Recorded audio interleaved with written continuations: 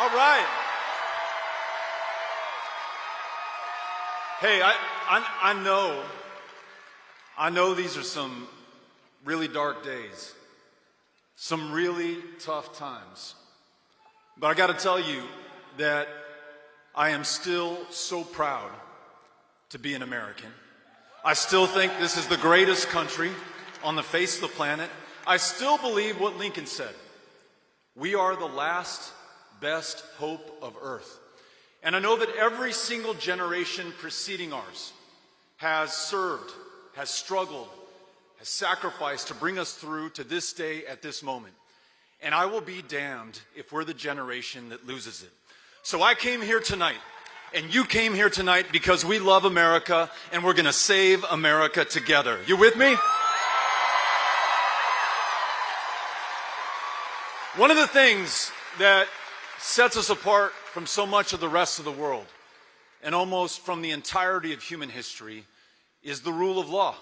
This foundational premise that all of us are created equal. And what flows from that is that we can all expect to be treated equally under the law. And to some degree, we still trust our government because that government is also bound by the rule of law. We can only be taxed when our elected representatives choose to tax us.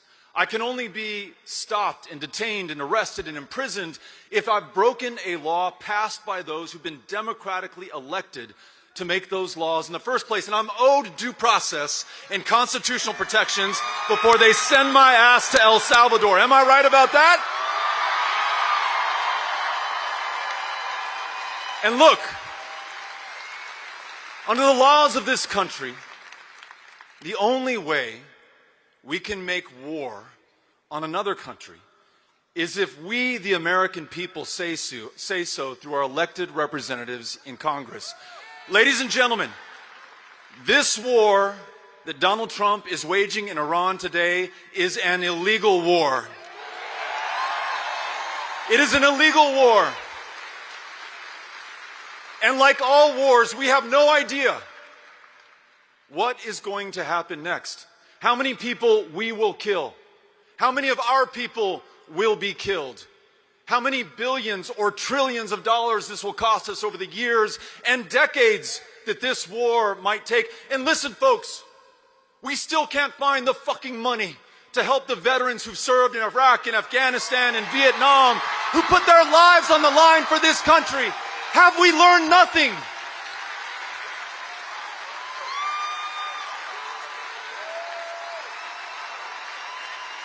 If this were the right thing to do, the American people would say so, but you never got a chance because this president chose to break the law, to deliver death and destruction, and perhaps welcome it into the United States as well. So we cannot be silent. We must raise our voices.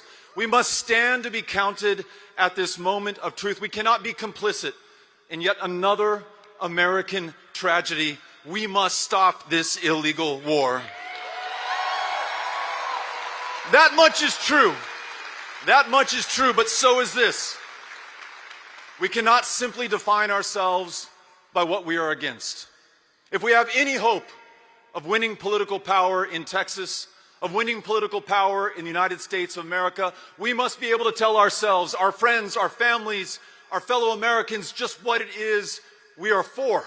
How we're going to help those who are hurting, how we're going to right the wrongs that have been committed. It's not enough to say this person screwed you or this person screwed up.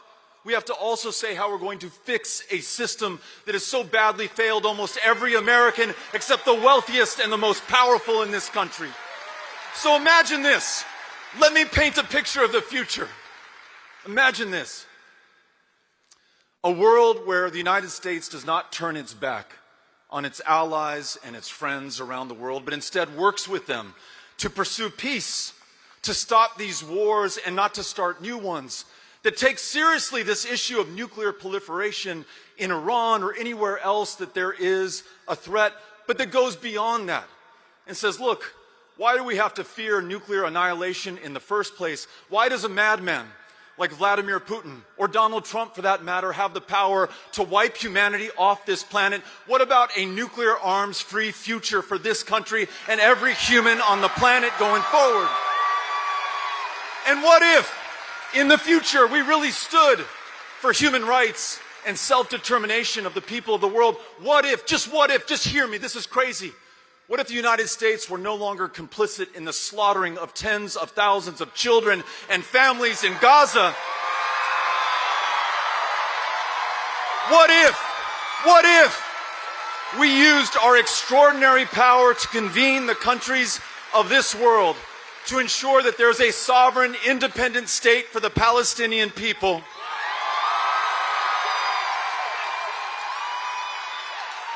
And that we work for the safety and the security of all in that region, Israelis, Palestinians, everyone. And what if we brought that same logic back home?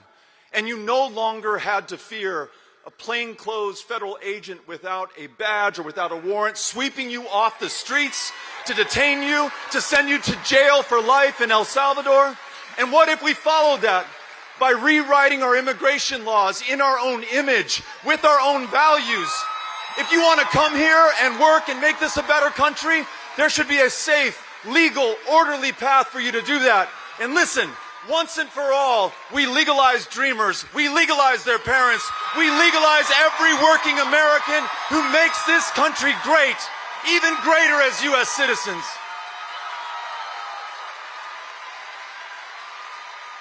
And what if, here in Texas, where it is harder to cast a ballot and harder to register to vote than any other state in the union, what if in the future we lived in a real democracy where when you have a badass county commissioner like Elisa Simmons, who fairly won her county commissioner's district, even though it was a competitive one, who is now being drawn out of that very district by the modern age Jim Crow thugs on that commissioner's court?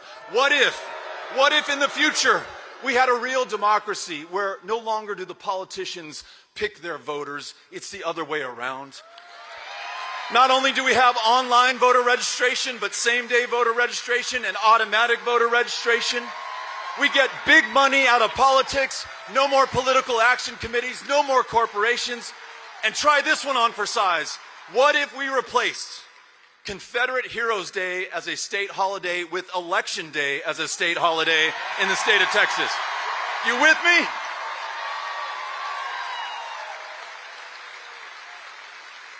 For all the teachers, the educators, the administrators, the people who make the future possible, imagine a Texas where you're not working 2 or 3 jobs to make ends meet, where you don't have a governor who's stealing whatever resources remain in your school to funnel them to private schools in this voucher scheme and scandal that he's foisted on this state. What if every working Texan, including teachers, only had to work 1 job and had time to spend with their kids or watch a movie or go to an old 97s concert when they got the time?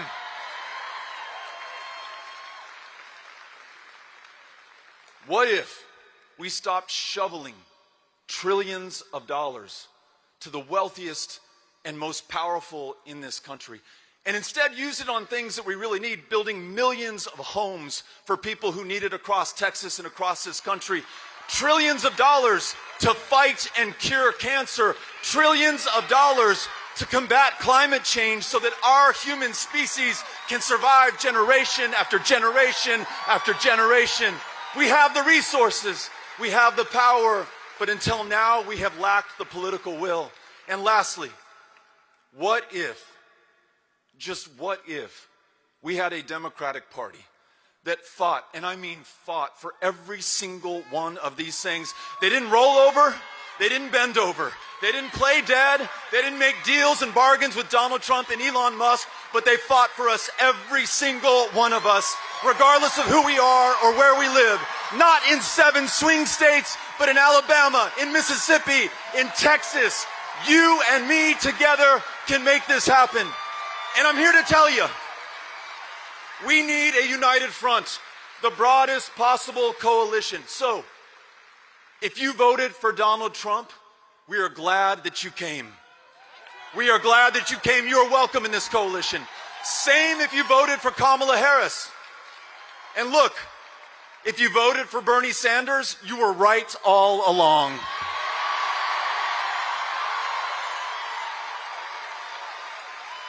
But to realize this future, we need action from all of us, and we need it right now. If you see a protest, please show up and join it. If you don't see one, start one on your own. This stuff is breaking through. It's changing public perception. It's applying political pressure on those in these positions of public trust, and we need more of it.